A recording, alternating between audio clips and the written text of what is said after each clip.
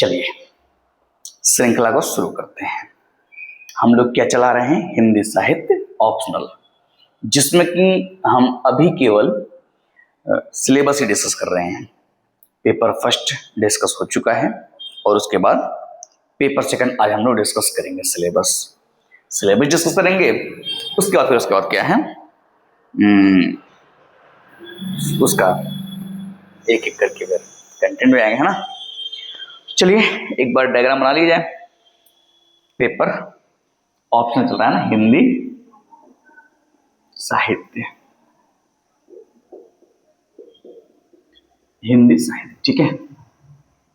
जिसमें कि हम लोग क्या कर रहे हैं, पेपर फर्स्ट हो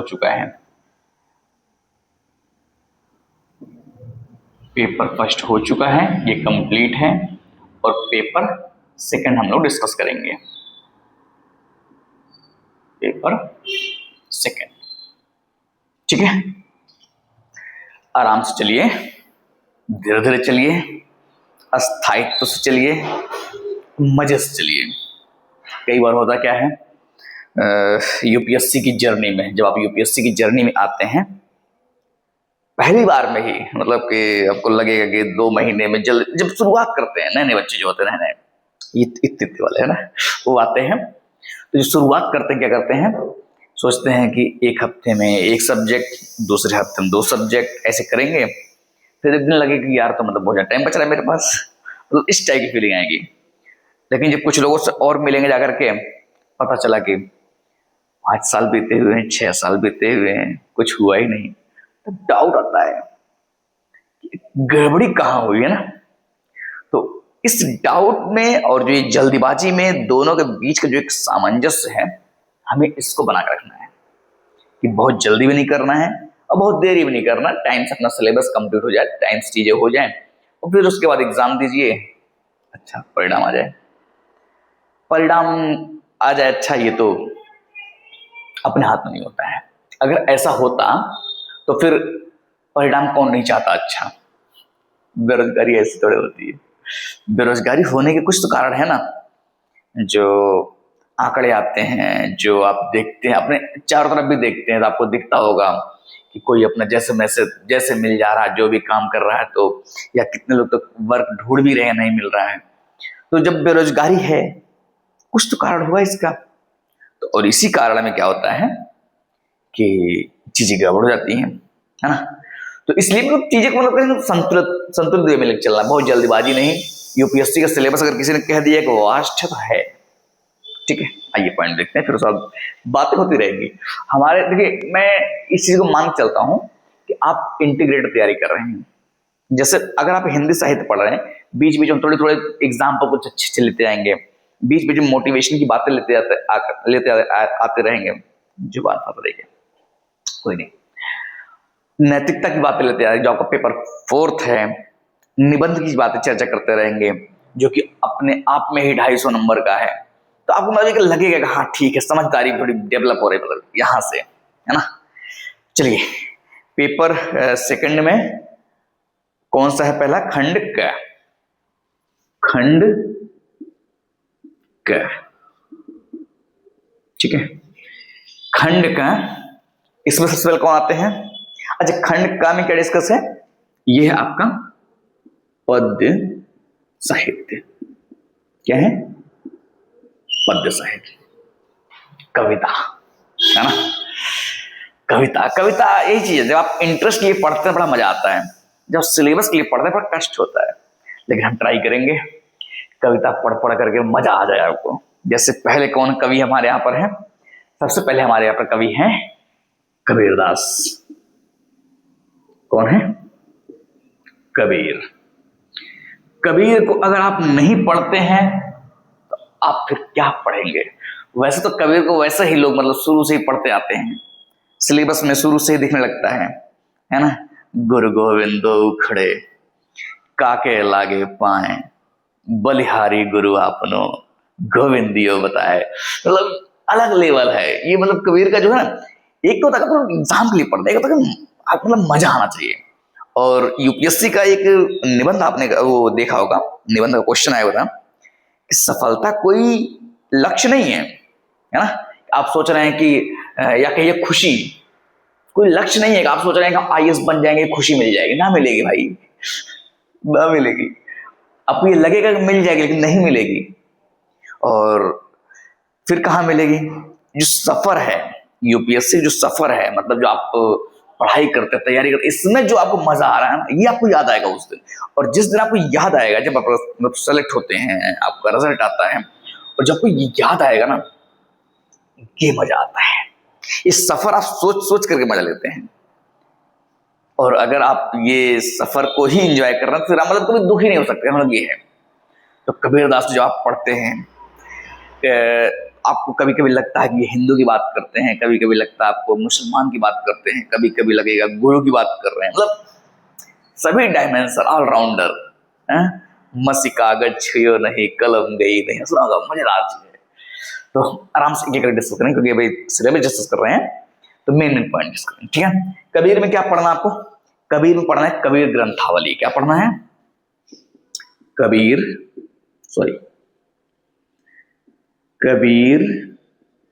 ग्रंथावली, ठीक है। क्या पढ़ना आपको? कबीर ग्रंथावली पढ़ना है। उसके बाद क्या पढ़ना आपको? कबीर ग्रंथावली, जिसमें आपको आरंभिक 100 पद हैं, तो वो पढ़ाया जाएगा आराम से। सूरदास, दूसरे कौन आते हैं? सूरदास। सूरदास में क्या पढ़ना आपको? इन्होंने क्या लिखा है? इनका है भ्रमर गीत सार। कौन सा है? भ्रमर गीत सार। सूरदास कहते हैं कि जितना आप देखकर नहीं समझ पाए, उतना सूरदास ने बिना देखे ही समझ लिया है। तो इस टाइप का कि सूरदास को लग रहे हैं आपको सूरदास, पर लिखे जो है भाई ना, रोमांस दिखेगा, फिर उसके बाद एक विरह दिखेगा, वियोग दिखेगा, एक जो मतलब पढ़ते पढ़ते आप कभी कभी रोना शुरू कर देंगे, कभी कभी आपका मन रोमांचित हो जाएगा। वाह, क्या शब्द लेकर के आए हैं, क्या पंक्तियां लेकर के आए हैं। जब आप कृष्ण और गोपिकाओं के बीच का जो वियोग है, या उद्धव का जो अपना प्रसंग है पढ़ेंगे, मतलब लगेगा कि मतलब ठीक है, सिलेक्शन हो या ना हो बात अलग है, मजा आया है, ये टाइप की फीलिंग आई आपको। तो ये कौन से? सूरदास में क्या है? इनके भी आरंभिक पद है, मतलब आरंभिक 100, शुरुआत के 100 पद हैं, उसको देखेंगे। उसके बाद कौन आते हैं? तुलसीदास। ओ हो, तुलसीदास,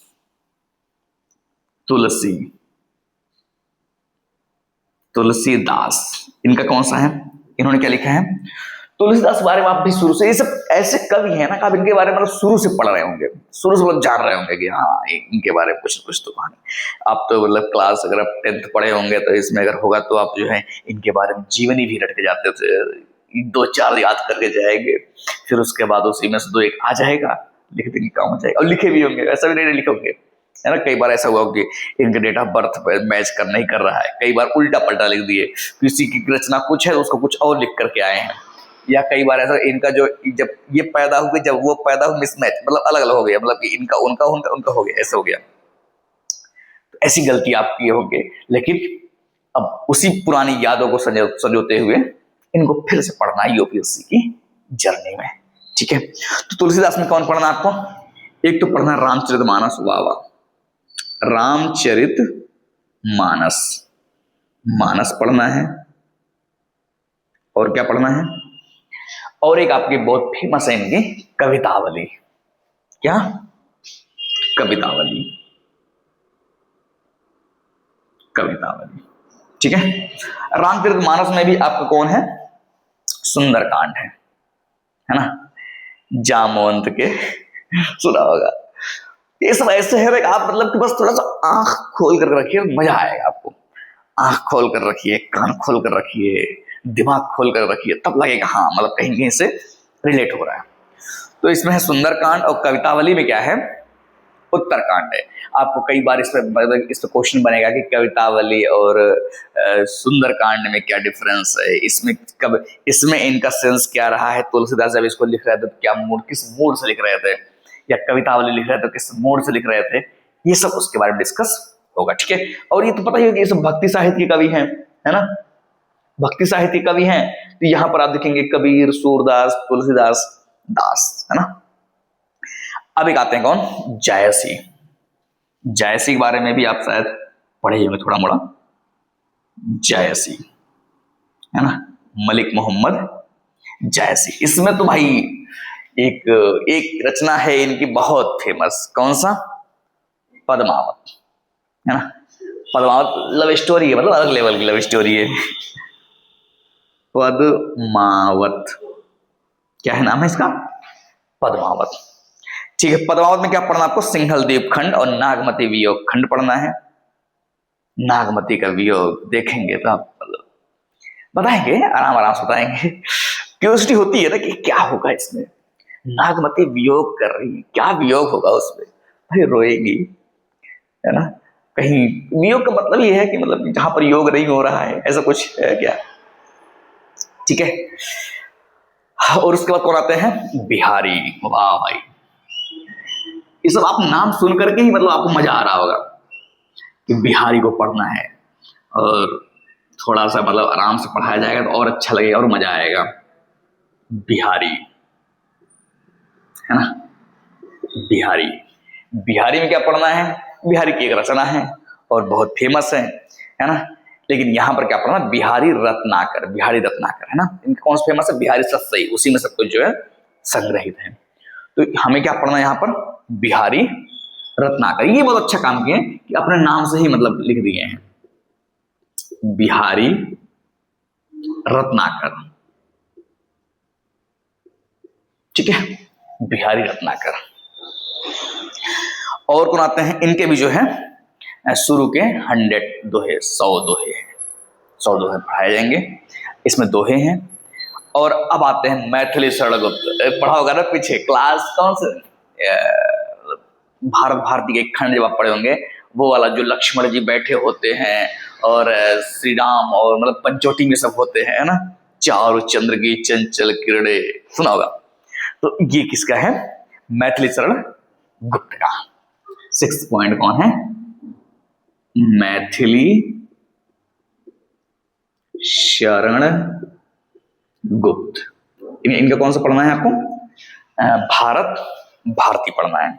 कौन सा पढ़ना है, भारत भारती पढ़ना है, भारत भारती।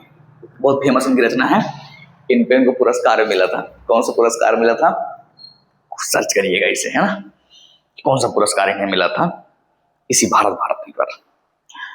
उसके बाद एक आता है जयशंकर प्रसाद। भाई साहब, जयशंकर प्रसाद किस कवि के, कौन सा कवि है, छायावादी कवि। और कोई क्या छायावादी कवि, सोचिएगा कौन कौन से छायावादी कवि है ना। तो जयशंकर प्रसाद छायावादी कवि। छायावादी का समझ क्या, थोड़ा सा रहस्य की बातें करते हैं, मतलब डायरेक्ट नहीं बोलेंगे, अच्छी अच्छी बातों में ऐसी गूढ़ बातें कर देंगे, मतलब कि अगर आप समझ जाए मीनिंग उसका तो आपको मतलब फिर मजा ही मजा आ जाए। और एक जो इंसान की जो फीलिंग्स है, मतलब कि एक तरह से बनावट है, वो ऐसी है ना, थोड़ा सा जब उसको सीक्रेट चीज मतलब सस्पेंस मिलता है तो मतलब मजा आता है। और जयशंकर प्रसाद उस मामले में भाई देखते हैं ना, जयशंकर प्रसाद 7 है, जयशंकर प्रसाद। ठीक है, जयशंकर प्रसाद। इनकी एक फेमस कविता है, कविता नहीं मतलब ग्रंथ ही समझिए। क्या नाम है उसका, उसका नाम है कामायनी। क्या है, ये सब आप नाम पता होगा, ऐसा नहीं पता नहीं है आपको, कामायनी। ठीक है, कामायनी इसकी रचना है जयशंकर प्रसाद की। इसमें भी प्रेम प्रसंग बहुत कुछ है। अगर आपने शायद पीछे पढ़ा होगा बेसिक में, तो आपको आपने आंसू एक इनकी कविता पढ़ी होगी जयशंकर प्रसाद की। हालांकि कविता आपने बहुत पढ़ी होंगी, लेकिन आंसू जो है श्रद्धा और मनु वाले केस में थोड़ा सा मतलब पढ़ा होगा। ठीक है, और एक आते हैं सूर्यकांत त्रिपाठी निराला जी। भाई साहब, ये भी अलग लेवल के हैं, सूर्यकांत त्रिपाठी निराला। 7 8 पॉइंट ना, सूर्य कांत त्रिपाठी निराला, ठीक है, निराला। इन्होंने क्या लिखा है, इनकी मतलब कौन सी रचना आपको पढ़नी है, राग विराग। क्या पढ़नी है, राग विराग। राग विराग, राग विराग क्या पढ़ना आपको, इसमें 2 पॉइंट हैं। आप सिलेबस लेके बैठिए। अच्छा सिलेबस नहीं लेगा, अच्छा सुन मजा आ रहा है, वाह क्या पढ़ा रहे हैं, फिर भाई गायब हो जाएगा। अगर आप थोड़ा सा भी मतलब कि सोच रहे होंगे बस हम सुन लेंगे तो गायब हो जाएगा सब कुछ। मजा तो आएगा लेकिन उसके बाद जो है फिर गायब हो जाएगा दिमाग से। इसलिए सिलेबस लेके बैठिए, थोड़ा सा उस पर अंडरलाइन करते रहिए या एक कॉपी में लिखते रहिए, याद भी होता जाएगा, अदरवाइज याद नहीं होगा, चीजें भूल जाती हैं, ठीक है। तो राग विराग क्या पढ़ना आपको, राम की शक्ति पूजा और कुकुरमुत्ता है, कुकुरमुत्ता बताएंगे आपको, मजा आएगा आपको, है ना। राम की शक्ति पूजा और कुकुरमुत्ता। उसके बाद कौन आते हैं, रामधारी सिंह दिनकर। इनको भी आप जो है जानते ही होंगे। रामधारी सिंह दिनकर, है ना, सिंह दिनकर, रामधारी सिंह दिनकर। इनका क्या पढ़ना, कुरुक्षेत्र, है ना। ये महाभारत नहीं लिख पाए, सोचो लाओ महाभारत नहीं लिख पाते, कुरुक्षेत्र लिख देते हैं। आप देखेंगे ना सब जब है, जैसे मतलब ये रचनाएं जो है कभी महाभारत से रिलेटेड हैं, कभी कृष्ण से रिलेटेड हैं, कभी राम से रिलेटेड, ऐसे ही है। तो आपको अगर थोड़ा सा बेसिक मतलब धारावाहिक वगैरह देखे होंगे या मतलब बचपन से थोड़ा सा अपने आप एक्सप्लोर किए होंगे इस मामले में, तो थोड़ा सा आसान हो जाएगा आपके लिए। तो इनका कौन सा आपको पढ़ना है, इसमें पढ़ना आपको कुरुक्षेत्र। क्या पढ़ना है, कुरुक्षेत्र, ठीक है, कुरुक्षेत्र पढ़ना है। उसके बाद आते हैं अज्ञेय। कौन आ जाए, क्या इसमें आ जाना चाहिए, अज्ञेय, है ना, इतना लंबा नाम है तो अज्ञेय लिख दिएगा, ठीक है, अज्ञेय से काम चलो। अज्ञेय, अज्ञेय नाम तो आपको अलग लग रहा होगा, है ना, ये अलग टाइप का सेंस भी दे रहा होगा, लेकिन नाम के विपरीत इन्होंने बहुत मतलब अलग लेवल का लिखा हुआ है। नाम के विपरीत सर बेइज्जती कर रहे क्या, नहीं, देखिए हम लोग पढ़ाते हैं, ठीक है ना, पढ़ाने में क्या होता है कि हम बेइज्जती नहीं करते किसी का, हम क्या करते हैं उस थोड़ा सा याद करने का प्रयास करते हैं, है ना। यहाँ कौन सा अपना इज्जत विज्जत करना है, कौन सी कंपटीशन, कौन सी लड़ाई चल रही है। लेकिन कई बार होता है कि मिसअंडरस्टैंडिंग होती है तो हम उसमें देखते हैं कि बेइज्जती टाइप लगता है या कभी कभी इनको इंसल्ट करनी, ऐसा कुछ नहीं होता है। हम लोग बस एक ही चीज होता है कि जो चीज लिखा हुआ है, जो हमारा मटेरियल है, उसी को सिंपल वे में पढ़ा करके सिंप्लीफाई करके आपको दे देना है। अब उसके बाद आप चाहे उसको जैसे भी तोड़िए मरोड़िए और एग्जाम में पेश करिए, आपका वो काम है। हमारा काम क्या है, हमारा काम सिंपल सा है, पढ़ाना। हम लोग मीडिएटर है, मीडियम काम करते हैं। जो आपको नहीं समझ में आ रहा है, जो आपको पढ़ने का मन नहीं कर रहा है, हम आपको क्या करेंगे, उसको थोड़ा सा सिंपल वे में अपने लहजे में अपने तरीके से बना करके बताएंगे, जिससे कि वो चीज आपके दिमाग में थोड़ी सी जो है कुछ परसेंट तो सेट हो ही जाए, कुछ परसेंट हमारे वजह से सेट हो जाए और कुछ परसेंट जो हो वो आप अपने मेहनत से कर लीजिए। बस इसके अलावा ना कोई उद्देश्य होता है और ना कुछ ऐसा होता है, ठीक है। तो कौन हो गए, अज्ञेय। अज्ञेय में क्या पढ़ना आपको, आंगन के पार द्वार, वाह वाह, क्या पढ़ना है आपको, आंगन, ये भाई धोखा दे रहा क्या, आंगन, है ना, आंगन के पार द्वार, ठीक है, आंगन के पार द्वार को पढ़ना है, जिसमें कौन सा है, असाध्य वीणा। सिलेबस में देखते रहिए आप ना, कौन सा है, असाध्य वीणा। उसके बाद कौन आते हैं, उसके बाद आते हैं मुक्तिबोध। कौन आते हैं, मुक्तिबोध, यहीं पर आ देना, देखते हैं हो जाते, ठीक है। 11 पॉइंट पे मुक्ति बोध, मुक्तिबोध। मुक्तिबोध में इन्होंने क्या लिखा है, इन्होंने लिखा है ब्रह्म राक्षस नागार्जुन, सॉरी ब्रह्म राक्षस, है ना, ब्रह्म राक्षस ठीक है, क्या? ब्रह्म राक्षस। इसके बारे में, राक्षस के बारे में, सर राक्षस पढ़ेंगे क्या हम लोग? हाँ, यही सब पढ़ेंगे, मजा इसी में तो है, और क्या पढ़ेंगे? राक्षस के बारे में पढ़ेंगे, भगवान के बारे में पढ़ेंगे, इंसान के बारे में पढ़ेंगे, चरित्र के बारे में पढ़ेंगे, यही सब तो है, और क्या है? अभी थोड़ा एटम बारे में पढ़ाएंगे, तो एटम पढ़ाएंगे, रदरफोर्ड बारे में पढ़ाएंगे थोड़ा सा। इसमें रदरफोर्ड आएंगे ना तो कुछ समझ में नहीं आएगा, रदरफोर्ड कंफ्यूज आएंगे, ये मतलब कहाँ से चीजें आ रही है, कहाँ से नहीं आ रही है ना, तो ये सब इसमें नहीं है। उसके बाद एक आते हैं कौन? नागार्जुन भाई, बताइए होगा आपको। नागार्जुन बारे में अगर आप नहीं जानते हैं, ऐसा हो नहीं सकता, और अगर नहीं जानेंगे ऐसा मैं होने नहीं दूंगा।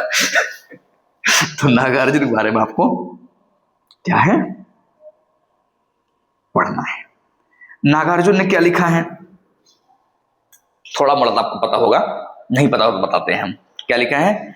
बादल को घिरते देखा। क्या लिखा है? बादल को घिरते देखा, अकाल और उसके बाद, और हरिजन गाथा। कौन गाथा? हरिजन गाथा। ये रहा आपका पूरा पूरा जो है नागार्जुन। इसमें बादल को घिरते देख लीजिए, लिख लीजिएगा थोड़ा सा, है ना।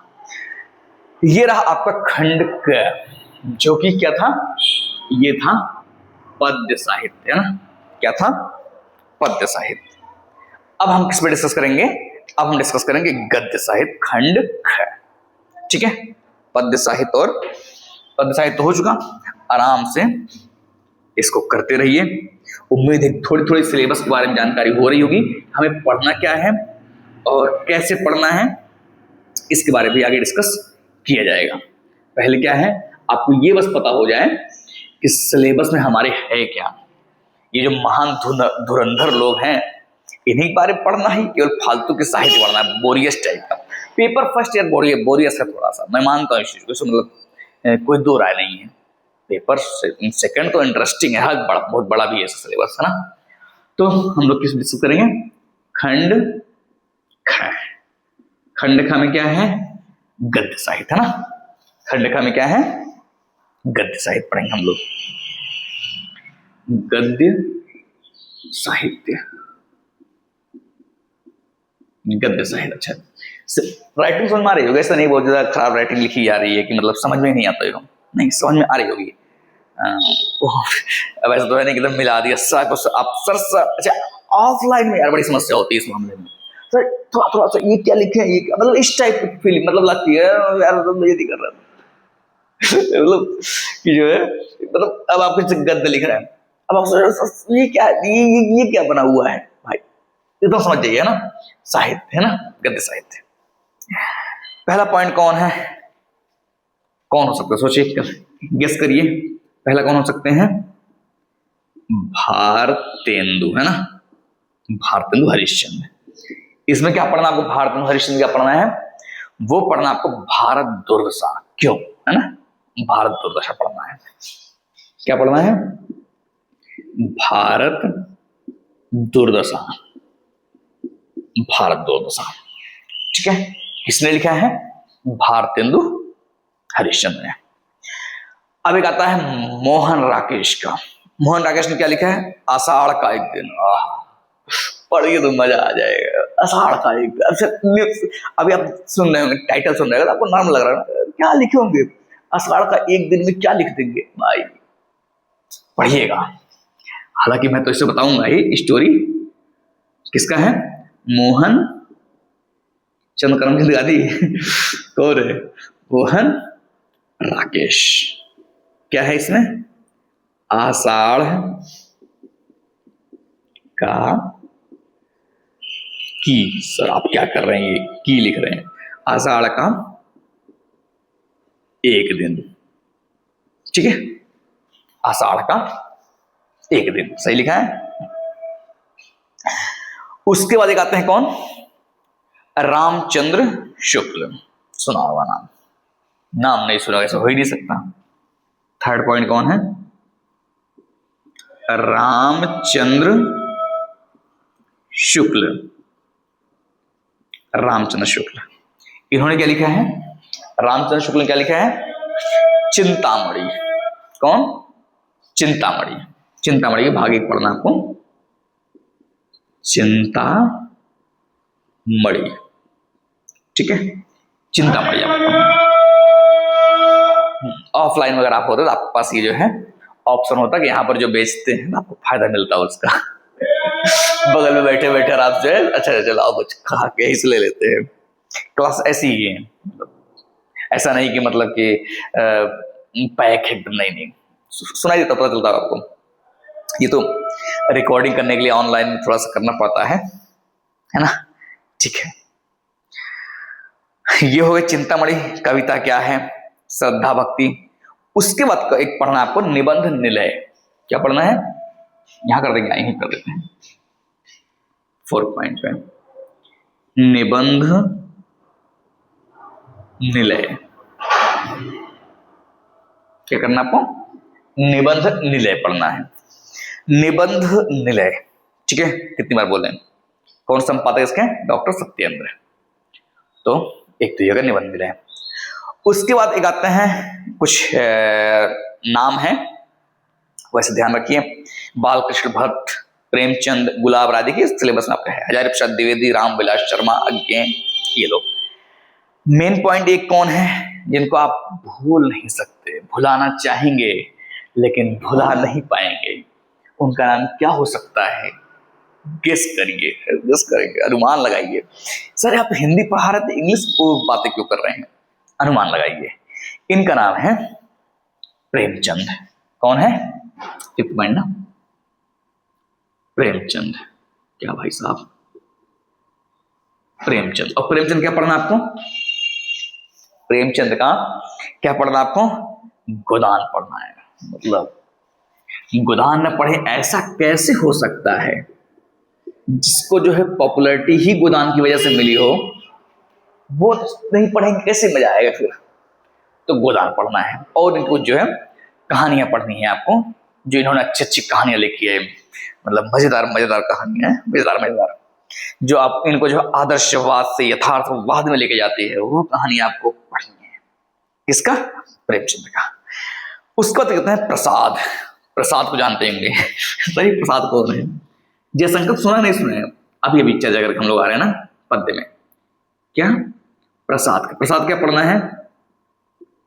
प्रसाद का क्या पढ़ना है बताओ भाई? प्रसाद का आपको पढ़ना है स्कंदगुप्त। क्या पढ़ना है? स्कंदगुप्त पढ़ेंगे। स्कंदगुप्त किसका है? प्रसाद का। उसके बाद एक आता है आपका यशपाल। कौन? यशपाल, नाम तो सुना ही होगा।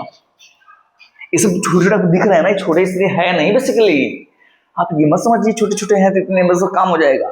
ये लिखा जा रहा है छोटे में, पढ़ेंगे तो लगेगा 2-3 दिन एक एक पढ़ने में, 3-4 दिन ऐसा लगेगा। तो 7th कौन है आपके? यशपाल। यशपाल। इन्होंने क्या लिखा है? क्या लिखा है? दिव्या। दिव्या। फिल्मों में तो ना दिव्या इस टाइप का, जिस किसी का नाम होता है, इस चिल्लाते थे एक्टर लोग।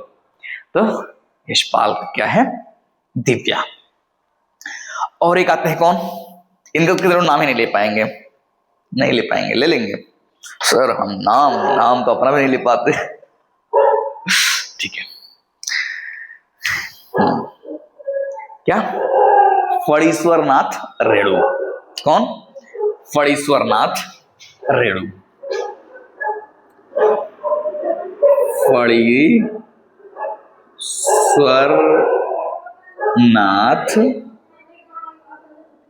रेणु है ना। इनका क्या पढ़ना है? मैला आंचल। क्या पढ़ना है? मैला आंचल। आंचल मैला क्यों हुआ, ये पढ़ना आपको। क्या पढ़ना है? मैला आंचल। एक बच्चे ने बड़ा मतलब किसी ने अच्छा क्वेश्चन पूछा था, ये मैला आंचल क्यों है ना? तो ये आंचल पता ही होगा।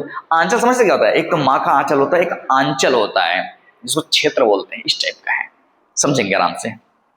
मैला आंचल। उसके बाद कौन आता है? मन्नू भंडारी। वाह वाह वाह। मन्नू भंडारी क्या लिखे होंगे बताइए, अंदाजा लगाइए क्या लिखे होंगे। नहीं, कौन? मन्नू भंडारी। क्या लिख सकते हैं? महाभोज। महाभोज कौन? महाभोज, है ना। जला दिए गए मुख्यमंत्री कहानी, उनकी भावनाएं, वो जो रोब होता है, वो जो दहोस होता है भाई, मजा आ जाएगा आपको। उसके बाद लास्ट टर्म है, देखिए लास्ट पॉइंट है इसमें, वो है राजेंद्र यादव की एक दुनिया समानांतर, जिसमें सभी कहानियां हैं, वो आप पढ़ेंगे। पढ़ाना पड़ेगा, देखेंगे आगे पढ़ाना है कि नहीं पढ़ाना है, उसके बारे में हम लोग डिस्कस कर लेंगे। तो ये रहा आपका सिलेबस हिंदी साहित्य का, आज जो है कंप्लीट होता है पेपर सेकंड का। अब हम लोग आराम आराम से करके, आराम आराम से करके एक एक पढ़ेंगे, ठीक है। तो शुरुआत कहाँ से किया जाए? पद से एक ऐसा करेंगे ना हम लोग, अल्टरनेट लेके चलेंगे ना। एक तो जैसे थोड़ा सा देखते हैं स्टडी कैसे पढ़ाई जाएगी, कैसे मतलब चलाएंगे हम लोग सीरीज को। हटा दे सो। अब ये प्रॉब्लम मेन पॉइंट क्या है कि हम लोग कैसे श्रृंखला को लेके चलेंगे, ठीक है। तो बात हो गई सिलेबस कंप्लीट आज के बाद, मतलब सिलेबस आपका यहीं तक है। अब हम लोग पढ़ेंगे कैसे।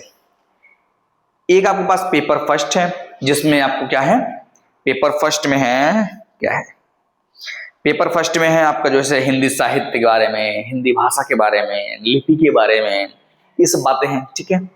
और उसके बाद क्या है, हिंदी साहित्य का इतिहास है खंड ख में। खंड क में क्या था, खंड क में आप देख सिलेबस इस तरह है ना, हिंदी भाषा और नागरिक लिपि का इतिहास है, उसके बाद हिंदी साहित्य का इतिहास है पेपर फर्स्ट में।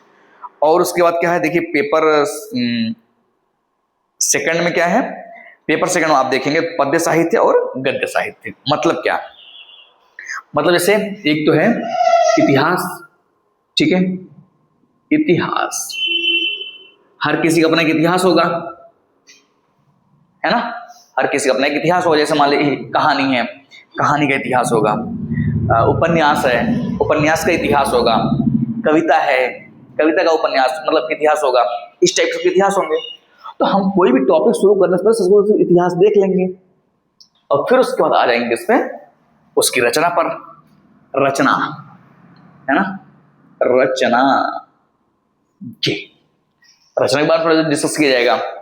और जब रचना हो जाएगी फिर उसके बारे में हम लोग क्या करेंगे, रचना मतलब वही समरी की बात कर लेंगे, या तो जैसे जो कोई व्याख्या खंड होगा उसके बारे में बात करेंगे, थोड़ा सा मतलब आराम से शांति से हम तसल्ली से चलेंगे, आराम से चलेंगे। क्यों? क्योंकि बार बार किसी चीज को करने से बेहतर कि एक बार अच्छे से कर लिया जाए। बार बार करने की नौबत आएगी, लेकिन वो शॉर्ट टर्म में हो जाएगा। लेकिन जब आप एक बार भी ढंग से नहीं करेंगे तो इधर उधर भागते रहेंगे, दौड़ते रहेंगे, कहाँ चले जाए कहाँ चले जाए, क्या पढ़ लें, ये पढ़ लें, वो पढ़ लें, करते रहेंगे, है ना। हमेशा भागने से बेहतर है कि एक बार ढंग से जो है चीजों को कंप्लीट कर लिया जाए। रचना पढ़ने के बाद हम फिर उसके बाद क्या डिस्कस करेंगे। क्या भाई साहब नहीं चलोगे क्या? मतलब मार्कर भी कह रहा है कि तो दरअसल क्या है ना, कभी कभी भूल जाते हैं हम लोग। ऑफलाइन में दिन भर लिखते रहो तो गड़बड़ जाती चीज है ना। तो रचना, उसके बाद हम लोग किस पे डिस्कस करेंगे, इससे रिलेटेड जो क्वेश्चन आएंगे, ठीक है ना, इससे रिलेटेड जो क्वेश्चन आएंगे हम लोग उस पर डिस्कस कर लेंगे। यूपीएससी के जो क्वेश्चन है मेंस के, प्रीलिम्स थोड़े आएगा, प्रीलिम्स नहीं आएंगे, क्वेश्चन एंड आंसर, कुछ जो है फॉर्मेटिंग कर लेंगे, कुछ जो है डिटेल एनालिसिस हो जाएगी, जिससे कि इस पे जैसे इतिहास पता आपको, इतिहास समझ आ जाएगा, उसके बाद रचना समझ में आ जाएगी, उसके बाद क्या हो जाएगा क्वेश्चन आंसर हम लोग डिटेल एनालिसिस कर लेंगे, तो फिर वो चीज दिमाग में बैठ जाएगी। उसके पात्र कौन कौन से हैं, उस रचना की शैली कैसी है, शिल्प कैसा है, उसके बारे में कंपैरिजन है किसी से, उसके बारे में, या यूपीएससी किस तरीके से और उम्मीद लगाए बैठी है, आओ बेटा बताते हैं तुम्हें, ऐसा क्वेश्चन पूछेंगे, ऐसा क्वेश्चन पूछेंगे, तुम साहित्य पढ़ते पढ़ते थक गए होगे तब भी नहीं कर पाओगे, है ना। तो थोड़ा सा ट्राई किया जाएगा अपने साथ। मेन चीज क्या है, हम लोग क्या ना उम्मीद ज्यादा बनाते हैं, और मैं बार बार इस चीज कहता हूं, दुनिया में समस्या का जड़, ये दुख का जड़ क्या है, उम्मीद। तो इतना भी उम्मीद मत बनाइए कि अपने ही नजरों में परेशान होना शुरू हो जाए। नहीं, अपने खुद से पढ़िए, खुद से पढ़ने के बाद जो इधर से सपोर्ट मिल जा रहा है इसको करते रहिए आराम से। कुछ हमारी तरफ से 2-4 पॉइंट मिल जाएंगे, कुछ अपनी तरफ 2-4 पॉइंट मिल जाएंगे, इधर उधर करके मिल जाएंगे, आराम से चीजें सही चलेंगी, है ना। बाकी सिलेक्शन क्या बोला जाए यूपीएससी के सिलेक्शन बारे में क्या बोला जाए। हिंदी के माध्यम की क्या स्थिति चल रही है, क्या दुर्दशा है, क्या दशा है, किसको क्या है बोला जाए। कि जब यूपीएससी खुद पब्लिश कर रही है चीजों को, जब लोग बैठे हैं खुद इस उनका काम ही यही है, अच्छा साल भर कुछ नहीं करना, साल भर तुम पढ़ो चाहे मत पढ़ो, बस जैसे रिजल्ट आएगा डाटा लेके बैठ जाएंगे, यहाँ से इतने आए, यहाँ से इतने आए, यहाँ ऐसा हुआ वैसा, ये सब कुछ नहीं होता, पढ़ना पड़ता है उसके लिए, ठीक है ना। तो आज के लिए इतना रखते हैं, उसके बाद फिर मिलते हैं नेक्स्ट लेक्चर में। और हम लोग क्या शुरू करेंगे, हम शुरू करेंगे हिंदी साहित्य का इतिहास में सबसे पहले कहानी और उपन्यास देखेंगे, फिर कहानी और उपन्यास एक देखिए कि एक करके नहीं, जैसे कहानी कर लिए, कहानी का फिर कविता में आ जाएंगे, थोड़ा सा इंटरेस्टिंग बनेगा ना, तो गद्दी ही पढ़ रहे हैं आराम से, नहीं ऐसा नहीं करेंगे, एक एक करके ऐसे ऐसे करेंगे, ठीक है ना। तो आज की तरफ रखते हैं, फिर मिलेंगे।